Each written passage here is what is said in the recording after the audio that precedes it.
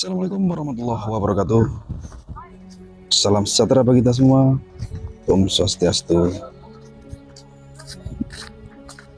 Salam budaya, salam kebajikan, rahayu, rahayu, rahayu. Oke teman-teman, jadi di kesempatan hari ini saya berada di daerah Bali ya, tepatnya ini di Tanah Lot. Nah, di kesempatan kali ini saya akan mencoba explore ya, menyusuri atau review sebuah tempat yang tentunya tidak asing lagi bagi teman-teman semua yang pernah berkunjung ke Pulau Dewata ya. Di tempat ini atau yang lebih dikenal merupakan sebuah tempat persembahyangan bagi umat Hindu Bali. Dan di tempat ini ada dua buah pura, satu di atas bongkahan batu dan yang satu berada di atas tebing ya, di pinggir pantai.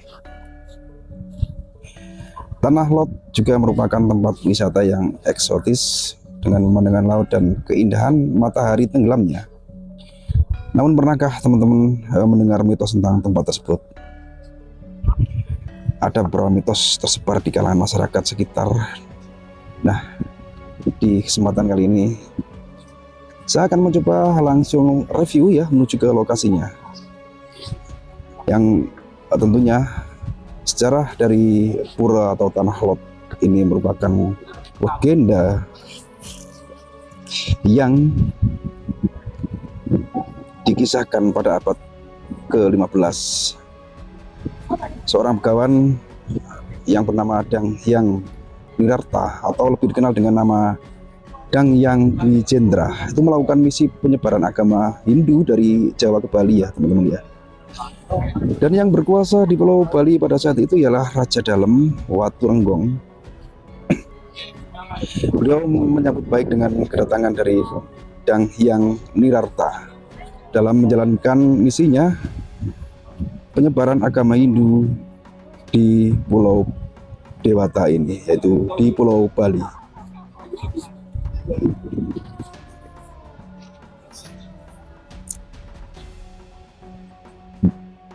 Di saat itu, Dang Hyang Nirarta itu melihat sinar suci dari arah laut selatan Bali ya. Maka Dang Hyang Nirarta mencari lokasi munculnya sinar tersebut. Nah, tibalah beliau di sebuah pantai yang terletak di desa Baraban ya, atau Tabanan yang sekarang lebih dikenal dengan Tabanan ini, yang pada masa itu desa Baraban dipimpin oleh Pendesa Baraban Sakti yang sangat menantang ajaran dari Dang Hyang Nirarta dalam penyebaran agama Hindu. Pendesa Baraban Sakti menganut aliran monotisme ya waktu itu ya teman-teman ya. Lalu Dang Hyang Nirarta melakukan meditasi di atas batu karang yang menyerupai bentuk burung beo. Nah, saat itu batu karang tersebut berada di daratan ya teman-teman. Dengan berbagai cara Pendesa Baraban berusaha mengusir Dang Hyang Nirarta dari tempat meditasinya. Jadi berdasarkan legenda, Dang Hyang Nirarta memindahkan batu karang di tempat bermeditasinya itu ke tengah pantai dengan kekuatan spiritualnya tentunya dengan kekuatan ilmu yang dimiliki ya waktu itu, tentunya beliau sangat sakti. Maka batu karang tersebut diberi nama Tanah Lot, dan sampai saat ini Tanah Lot ini menjadi tujuan wisatawan dari berbagai daerah ya, termasuk dari mancanegara juga dan terus asing, dan tentunya lokasi ini sudah sangat terkenal. Berlanjut, setelah peristiwa itu Pendesa Baraban Sakti itu kemudian mengakui kesaktian Dang Hyang Nirarta. Dia pun menjadi pengikutnya untuk memeluk agama Hindu bersama dengan seluruh penduduk setempat yang pada sebelumnya warga desa Baraban ini menganut aliran monotisme ya. Dan setelah itu, sebelum meninggalkan desa Baraban, Dang Hyang Nirarta memberikan sebuah keris kepada Pendesa Baraban Keris tersebut memiliki kekuatan untuk menghilangkan segala penyakit yang menyerang tanaman ya. Jadi keris sakti yang bisa mengusir hama dan pokoknya untuk kemakmuran petani di wilayah desa Baraban ini, teman-teman. Dan keris tersebut disimpan di Puri Kediri dan dibuatkan upacara keagamaan di Pura Tanah Lot setiap 6 bulan sekali untuk mengenang atau menguri-uri atau untuk menghormati dari pemberian yang diberikan Danghyang Nirata itu kepada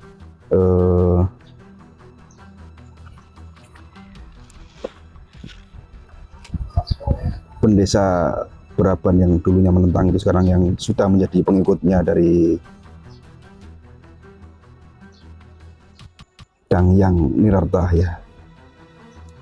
Dan semenjak upacara tersebut rutin dilakukan, penduduk desa Baraban mengakui dan merasakan kesejahteraan penduduk di sekitar sini ya, di sekitar desa Baraban ini. Jadi kesejahteraan penduduk itu pun semakin meningkat dengan sangat pesat sekali. Hasil panen pertanian melimpah dan mereka pun dengan saling menghormati adanya Tanah Lot sebagai tempat yang sampai saat ini disakralkan. Di samping mitos yang kita ceritakan tadi, ada juga ya mitos. Jadi konon ceritanya jika ada pasangan ya, orang yang datang ke sini membawa pasangan ke Tanah Lot, maka hubungan mereka itu akan cepat berakhir menurut mitos yang berkembang itu ya. Ini rasanya memang kurang tepat karena banyak pasangan yang datang ke tempat ini mengaku hubungan mereka baik-baik saja. Bahkan teman saya yang sering pergi melakukan persembahyangan di tempat ini itu bahkan sampai sekarang punya anak turun-temurun. Tapi ini kan mitos, mungkin dulu ya masih sakral-sakralnya lokasi ini. Nah, sekarang menjadi objek wisata, makanya mungkin nilai sakralnya pun agak pudar ataupun hilang ya tentang mitos tersebut ya. Dan di lokasi itu juga terdapat sosok ular ya teman-teman, sebuah ular suci penjaga pura Tanah Lot ini. Selain itu ada juga ya ular suci penjaga pura. Ular yang berada di tempat ini berjenis ular laut ya teman-teman, yang sangat berbisa tentunya. Bisanya sangat mematikan. Kenyataannya ular di sana sangat jinak dan bisanya sangat mematikan. Namun kenyataannya ular yang ada di sana itu sangat jinak. Malah konon katanya ular yang berada di dalam sebuah gua ini bisa mengabulkan permintaan sekaligus sebagai penjaga pura tersebut. Tempat ular ini biasanya dijaga oleh pawangnya. Jadi ada pawangnya, teman. Kita dikenakan biaya. Seandainya kita ingin memegang atau berfoto gitu ya, kita membayar ke pawangnya tersebut. Dan ada juga air suci yang membuat awet muda. Mitos lain yang dipercaya masyarakat adalah air di Tanah Lot ini bisa membuat orang awet muda. Banyak pengunjung datang untuk membuktikan mitos ini sendiri. Tetapi belum ada penelitian tentang kebenaran air suci ini, teman-teman. Nah, itulah sedikit kemistisan atau cerita tentang adanya pura ya yang ada di tengah laut ini, di pantai yang tepatnya lebih dikenal dengan Tanah Lot.